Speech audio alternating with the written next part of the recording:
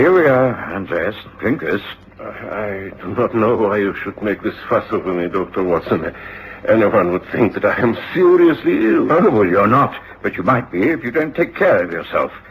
You're not a young man, you know. And after a life such as you've had, well, it's a wonder you're in such good shape. Yeah, it tastes bad. But you are right. At least I, Andreas Paulus Juno, have lived. Look at my pictures, the photographs. Greece, Spain, Italy. Ah, yes, Italy, the most beautiful. If only my Maria were alive. She would be really looking after me. But thank you, Dr. Watson. There's really no need to concern yourself anymore. Good day.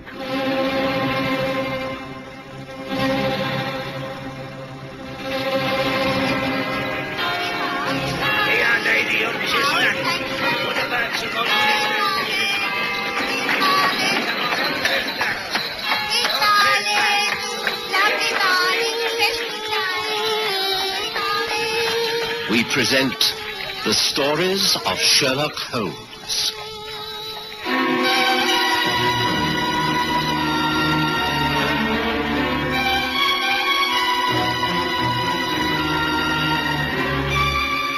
The Italian Intrigue.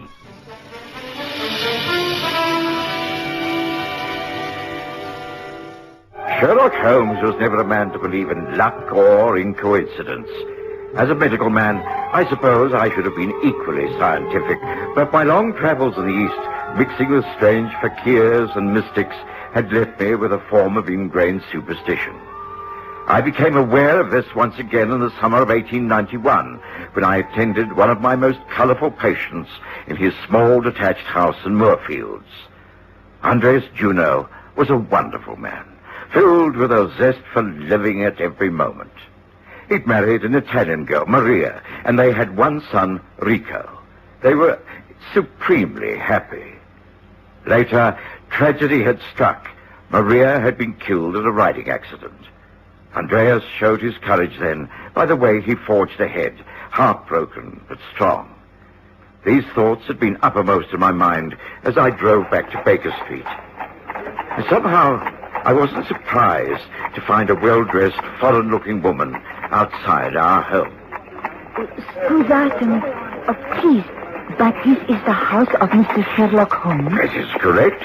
My name is Dr. John Watson. I share rooms with Mr. Holmes. Can I be of any help to you? I wish, please, to be interviewed by Mr. Holmes. I have no appointment, I'm afraid. Well, let us go inside. I'm sure if Holmes is free, he'll talk to you. Come this way. Oh, grazie. Sherlock Holmes was free. He was sitting by the open window reading a book. When we entered, he looked up and greeted us both with a thin-lipped smile. Ah, Watson. I observed you arriving by hansom and wondered if you'd be kind enough to bring up this young lady. She's been hesitating outside for some little while. Please do be seated.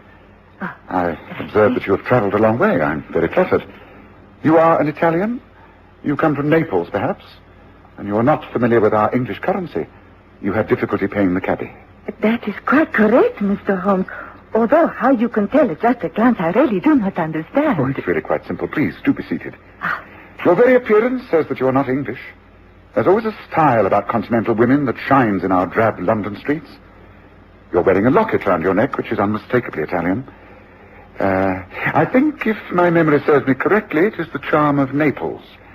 Only people born and bred in that city are allowed to wear it. It's supposed to bring good luck. That is also correct, but I'm afraid the luck, it is not with me for a long time now. I am in trouble, Mr. Holmes, and that is why I come to you. My name is Lucia Cataldo. I'm not married. Until recently, I lived with my father, Marco Gino Cataldo. He was the prosperous merchant. Then a year ago, there was trouble. Things in the business, they go wrong. We lose the money and the prestige. My father, he suddenly sells most of what we own, and then he disappears. I do not know where he is. Friends, relatives, they do not know. I must find out what has happened. Well, if I can help you, you may be sure that I shall, Signorina. But tell me what brings you to England. I hear from a friend of the friend that Papa, He took the boat from France across the channel. That was some months ago. I have little money, but I come to try and find him. But London, it is so big. I don't know how to start. Well, of course, there is your own embassy. Oh, that I have tried. They do not know of him. He does not report to them. And you have already tried to reach him through the agony columns of both the Morning and Evening Standard? You know that? How? I studied these columns. Recently there was an appeal for Signor Cataldo to reply to an urgent appeal. The moment you mentioned your name, I knew it must be the same family. So what can I do? I must find Papa. Well, of course, I shall make all the inquiries I can. Tell me, you have no names or addresses of any of your father's friends in London? No, not as far as I know. He has no friends here. All the time we lived in Naples, there was never an English visitor in our home. The only time Papa spoke English was to a Greek friend. English to a Greek friend? But how odd. Do you recall the friend's name? Oh, it was many years ago. The man, he married a girl from my village, and he became friendly. I cannot recall the name. It was, I don't know.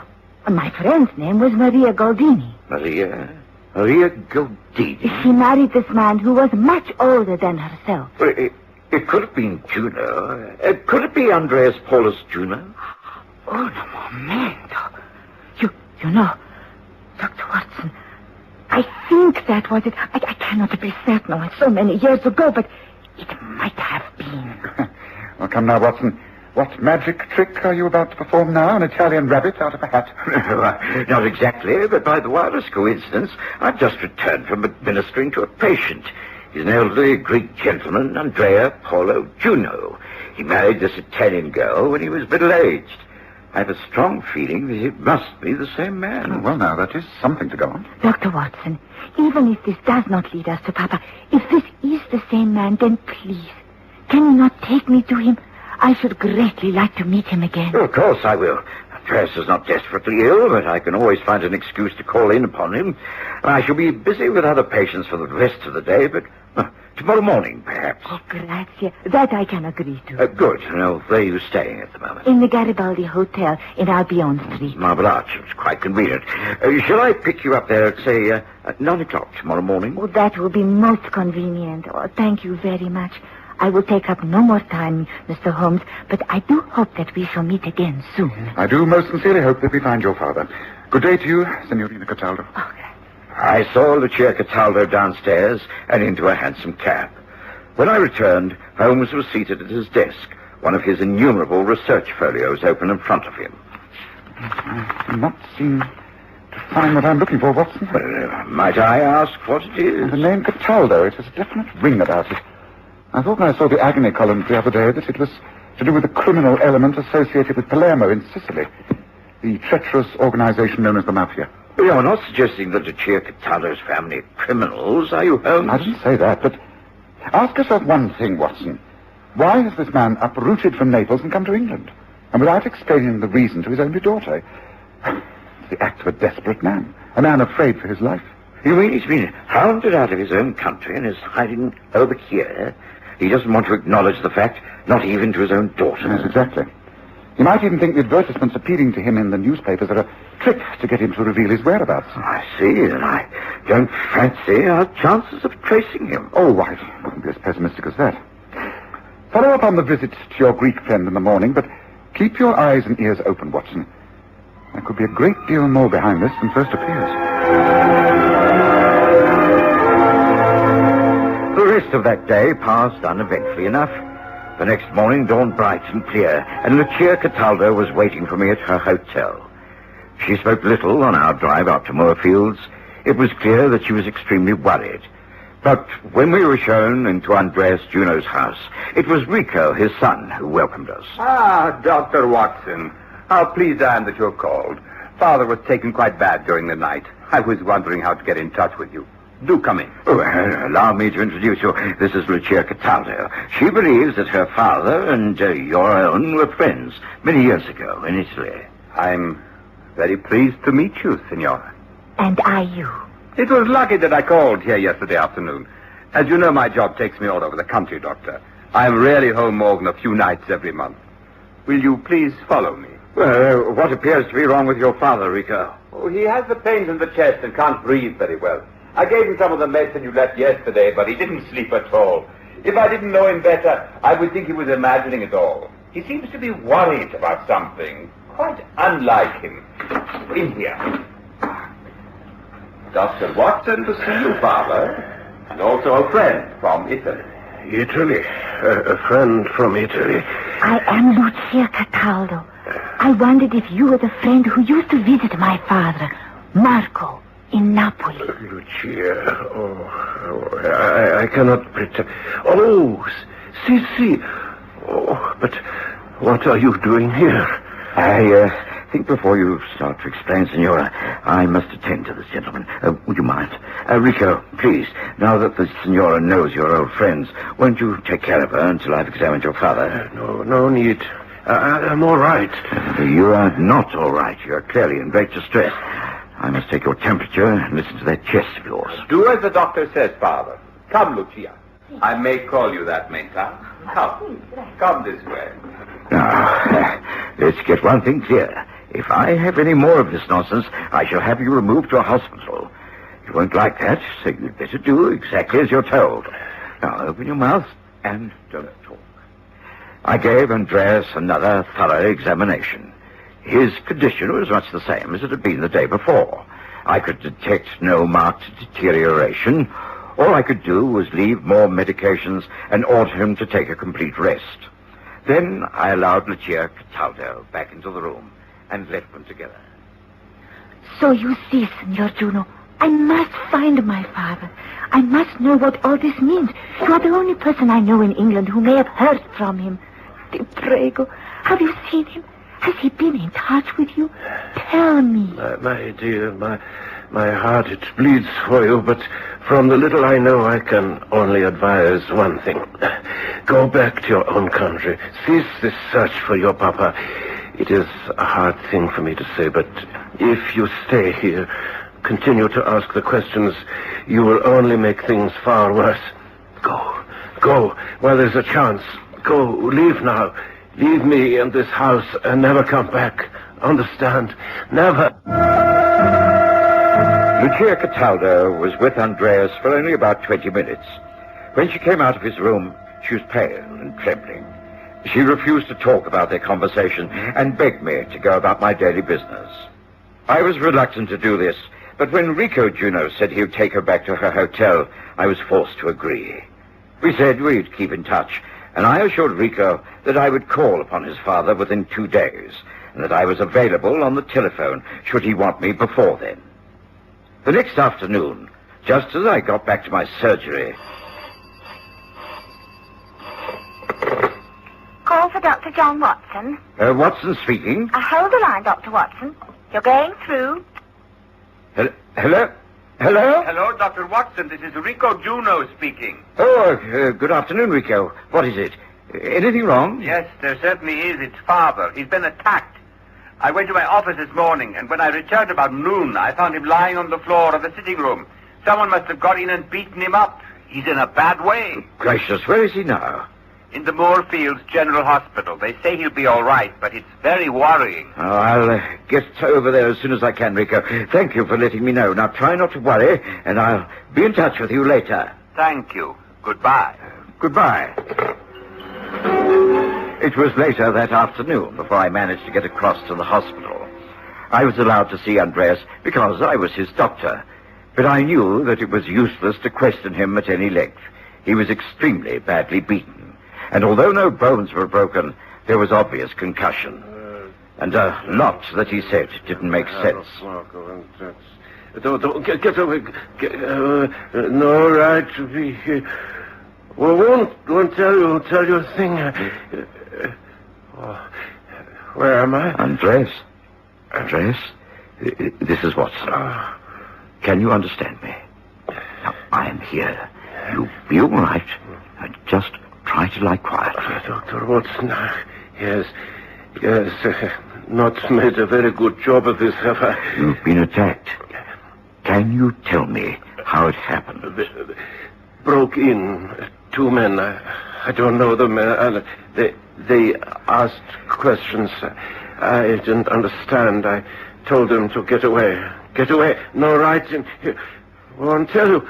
Never heard of the man that no one here called Marco. It was clearly a waste of time to stay further. I had a talk to the doctors and nursing staff and left knowing that Andreas was in good hands. I tried to concentrate upon my work for the rest of that day, but I couldn't get my mind away from what had happened. Holmes was out when I got home. He came in later for supper, and I explained as best I could what had happened. It seems very clear that things are moving to a climax, Holmes. I'm sure that it's all connected with the disappearance of Marco Cataldo. It's got to be. Otherwise, why did Andreas keep muttering his name in protest? Yes, that's obvious. Well, I'm afraid the time has come for us to take an active hand in all this, Watson. Although it's getting quite late, I feel we must delay no longer. Well, if you're willing, I think we should call a cab after supper and get over to Moorfields immediately. I presume that this young man, Rico, will be at home? Oh, yes, I think so. They won't allow him into the hospital at this hour. I doubt if his father will have visitors for some days. Well, Holmes, I agree. I should be grateful for your advice. Frankly, the thing's growing upon my mind. It's, in a strange sort of way, I feel responsible. Well, in that case, let us finish up the remains of the game pie, wash it down with a draught of fine ale, and be on our way. What do you say? Within half an hour, we were in a hansom and pattering our way across London. By the time we got to Moorfields, it was quite dark and the streets were deserted. The lights were on in the downstairs windows. That at least showed us Rico Juno was at home. He received us with delighted surprise. Oh, come in, come in. How nice to see you, Mr. Holmes. I take it that Dr. Watson has told you of our latest trouble. Yes, I'm very sorry. Perhaps if I'd taken a more active hand earlier, I might have been able to prevent this. However, we must deal with things one at a time. You say that you rarely spend much time in this house? No, I feel a little guilty about it, but I travel a great deal in my job, all up and down the country. Father is left alone for days and nights at a time. You have someone who comes in and cleans and cooks? Oh, yes, Mrs. Lawson. She comes in 3 times a week, has her own keys. Been with the family for years, quite trustworthy. When you do stay here overnight, do you ever notice anything strange? Noises, movements that you can't account for? Oh, well, I am usually so exhausted from my day's work that I go to bed quite early and sleep very soundly. But, well, sometimes I do get the feeling that all isn't well. It's an old house, of course. Stairs creak a bit. I'm not the nervous type. Do you notice any food disappearing? Things misplaced in cupboards? Well, no. I have nothing to do with the running of the place.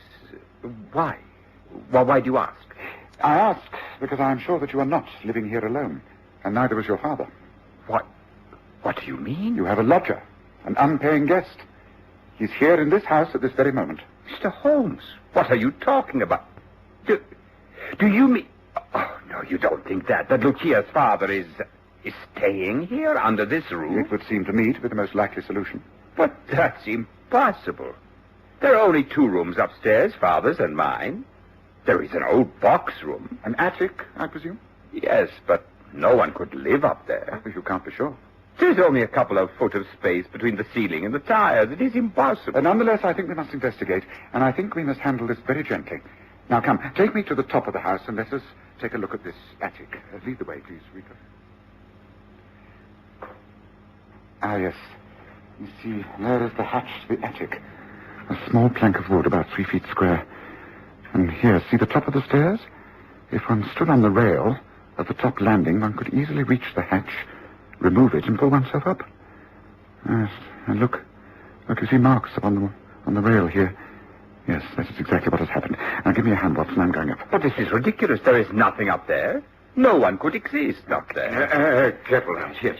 Take my shoulder. Right. Quiet now. Now. The light, please. The lamp. Hand it up. Here. Good. Come out, please. Please come out. No one is going to hurt you. Please, Senor Marco Cataldo. You are among friends. Please, now take my hand. Let me help you down, please. I cannot. I cannot. Yes, you can. You can come along now. You can do it. Come along now. That's it. Gently now, gently. Careful now, legs. What happened next was one of the most bizarre sights I can ever remember seeing. From the small aperture, came the emaciated legs of a tiny, filthy, frail creature who hardly resembled a human being. His staring eyes were wild with fear. He was shaking with ague. A man hardly in his right mind.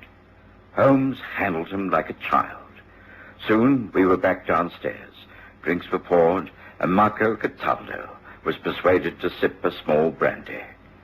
Gradually, we managed to get some sensible words out of him. I had to hide there. It was the only place I could find. Andreas, he did not know. I came here. The cleaning woman, she let me in. I pretended to go, not to wait. I said goodbye, closed the front door loudly, and crept back up there till I found a place to hide. Yes, you did that because you thought there were no friends here. But there are. Andreas is your friend, and so is Rico, his son. His son? Yes, and your own daughter, Lucia. She is here in London. Lucia? Here? Oh, no. Lucia. Now listen to me. I am Sherlock Holmes, and this is Dr. Watson. I have great influence with the British police. I can guarantee your protection. All you have to do is to tell me who your enemies are, and I shall do the rest. Now come. Will you tell us the whole story? Marco Cataldo did exactly that. He described how back in Naples he'd been accused by the mafia of betraying them, when in actual fact it was his cousins of the same name who were guilty. He'd been blackmailed by them, forced to pay protection money, and eventually flee for his life. Now they had followed him to England, and he'd been forced into hiding. Holmes listened to the story with the greatest of interest. I was able to use my influence to get Cataldo admitted to the same hospital as his friend Andreas. I knew he'd be safe there. The following morning, Holmes announced over breakfast, If you go to read the agony column of the Morning Standard, Watson, you'll see that Marco Cataldo has come out into the open. He's appealed to his daughter to call upon him at a certain address in Elm Park. He even stated the time, 8:30 this evening. Gracious, Holmes, how extraordinary. Is it wise? Well, I hope so. The apartment of Inspector Gregson of the Yard. Yes, I think our mafia friends will be unable to resist this invitation. Young Rico Juno is going to help by impersonating Marco. Shall we also attend? It'd be rather gratifying to be in at the kill, as it were. And so it was arranged. There were several of us concealed in Gregson's flat that evening. The front door was conveniently left unlatched. The light was dimmed. Rico Juno, conveniently slumped in a chair by the fire, could have been mistaken for anyone. There was not long to wait.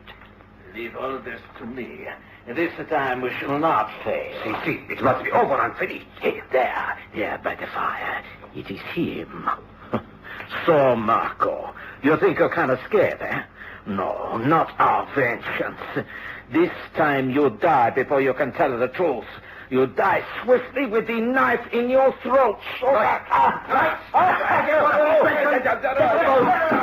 It was all over in a matter of minutes. The two would-be assassins were arrested and led away. Much later, Lucia was reconciled to her father, who made plans to immigrate to America, taking her with him. But this plan did not materialize, because... I shall not be leaving London after all, Father. Rico and I are in love. He has asked me to marry him, and I have accepted. Oh, sono così felice. I am so happy. And, as Holmes remarked... Well, at least the Italian intrigue had a happy ending.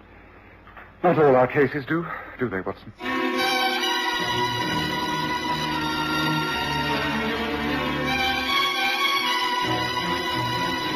Listen again next Sunday to The Stories of Sherlock Holmes, with Graham Armitage's Holmes and Kerry Jordan as Dr. Watson.